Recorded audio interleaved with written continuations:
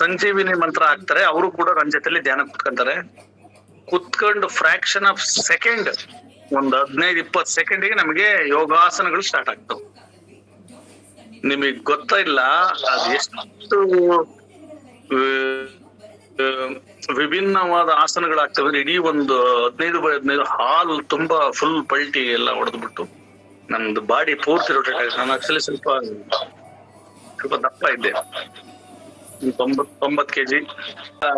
ಇಡೀ ಬಾಡಿನ full rotate ಆಗ್ಬಿಟ್ಟು ಫುಲ್ ಈ ಬಟ್ಟೆ ರೌಂಡ್ ಆದಂಗ ಆಗ್ಬಿಟ್ಟು ಫುಲ್. ಫಸ್ಟಿನ ದಿನ ಮೇ 5ನೇ ತಾರೀಕು 2014ನೇ ಇಸ್ವಿ, ಅವತ್ತು ನನಗೆ ಬುದ್ಧ ಪೂರ್ಣಿಮೆ ದಿನ ಗುರುಗಳ ಕೃಪೆಯಿಂದ 100 ಯೋಗಾಸನಗಳಾಗ್ತವೆ. ಇಡೀ ಬಾಡಿ ಒಂಥರ ಸುಮಾರು ಒಂದು 15 ನಿಮಿಷಗಳ ಕಾಲ ಬಹಳ ಯೋಗಾಸನ ಕ್ರಿಯೆಗಳೆಲ್ಲ ಪಲ್ಟಿ ಎಲ್ಲ ಹೊಡೆದ್ಬಿಟ್ಟು ಅಷ್ಟು ಮೈ ಅಗರ ಆಗ್ಬಿಡುತ್ತೆ.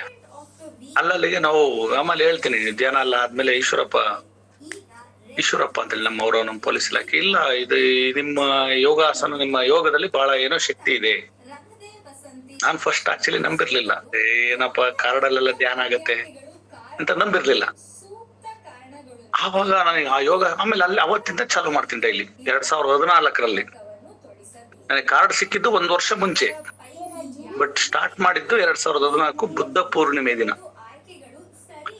ಸರಿ, ಅವತ್ತಿಂದ ಯೋಗಾಸನ ಅಲ್ಲಲ್ಲಿಗೆ ಹೆಚ್ಚು ಕಡಿಮೆ ಒಂದು 15-20 ದಿನಕ್ಕೆ, 1 ತಿಂಗಳಿಗೆ ನಂದು ಎಲ್ಲ ಬ್ಯಾಕ್ ಪೈನು ಕಣ್ಣು ಮರೆ ಆಗಿ ಹೋಗುತ್ತೆ.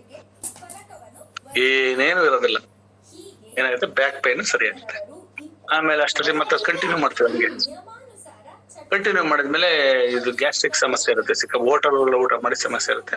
ಅದು ಕೂಡ ಒಂದು 3-4 ತಿಂಗಳಷ್ಟೊತ್ತಿಗೆ ಸಮಸ್ಯೆ ಪೂರ್ತಿ ಬಗೆಹರಿಯುತ್ತೆ. ಅಲ್ಲಿಗೆ ದೈಹಿಕವಾಗಿ ಬಂದಂತ ಬ್ಯಾಕ್ ಪೈನು ಮತ್ತೆ ಗ್ಯಾಸ್ಟ್ರಿಕ್ ಸಮಸ್ಯೆ ನಿರ್ಮೂಲನ ಆಗೋಗುತ್ತೆ.